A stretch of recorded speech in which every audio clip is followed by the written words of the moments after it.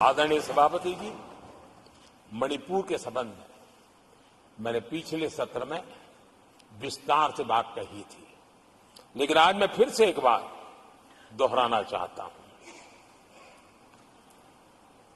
मणिपुर की स्थिति सामान्य करने के लिए सरकार निरंतर प्रयासरत है।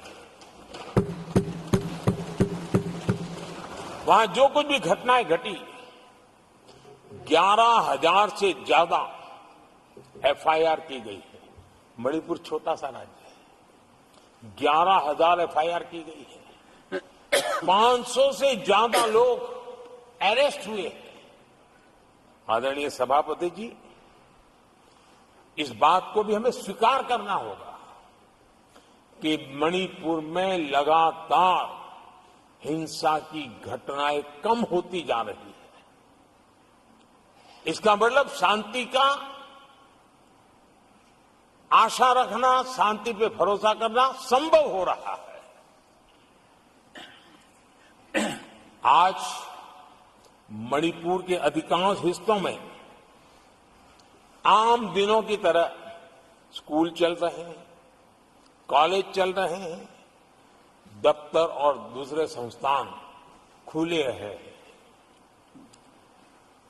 आदरणीय सभापति जी, मणिपुर में भी जैसे देश के अन्य भागों में परीक्षाएं हुई, वहां भी परीक्षाएं हुई हैं और बच्चों का अपनी विकास यात्रा जारी रखी है। आदरणीय सभापति, केंद्र और राज्य सरकार सभी से बातचीत करके शांति के लिए, सौहार्द रास्ता खोलने के लिए लगातार प्रयास कर रही है।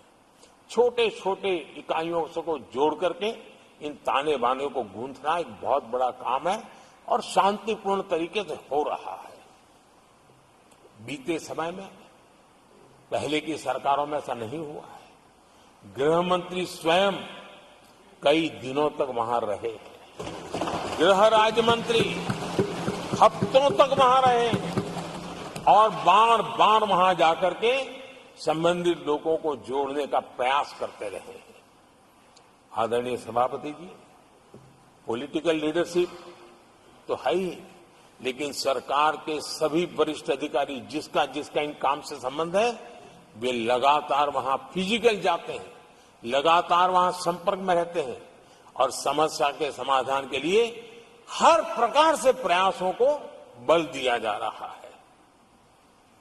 आदरणीय सभापति जी, इस समय मणिपुर में बाढ़ का भी संकट चल रहा है और केंद्र सरकार राज्य सरकार के साथ मिलकर के पूरा सहयोग कर रही है। आज ही एनडीआरएफ की 2 टीमें वहां पहुंची है, यानी कि प्राकृतिक मुसीबत में भी केंद्र और राज्य मिलकर के मणिपुर की चिंता कर रहे हैं। आदरणीय सभापति जी, हम सभी को राजनीति से ऊपर उठकर के वहां की स्थिति को सामान्य बनाने में सहयोग करना चाहिए। ये हम सबका कर्तव्य है।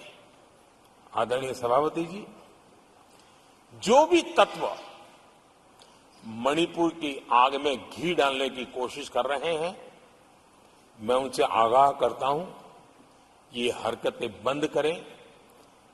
एक समय आएगा मणिपुर ही उनको रिजेक्ट करने वाला है, ऐसे लोगों को।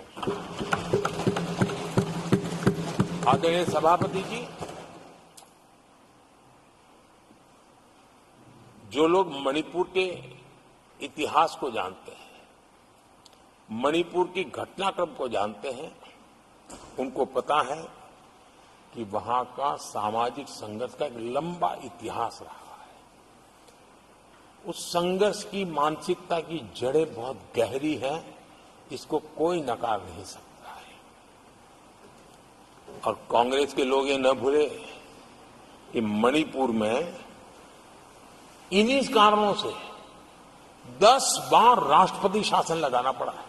इतने छोटे से राज्य में 10 बार प्रेसिडेंशियल रूल लगाना पड़ा है, राष्ट्रपति शासन लगाना पड़ा है। कुछ तो मुसीबतें होगी और ये हमारे कार्यक्रम में नहीं हुआ है। लेकिन फिर भी राजनीतिक फायदा उठाने के लिए वहां पर जिस प्रकार की हरकतें हो रही है,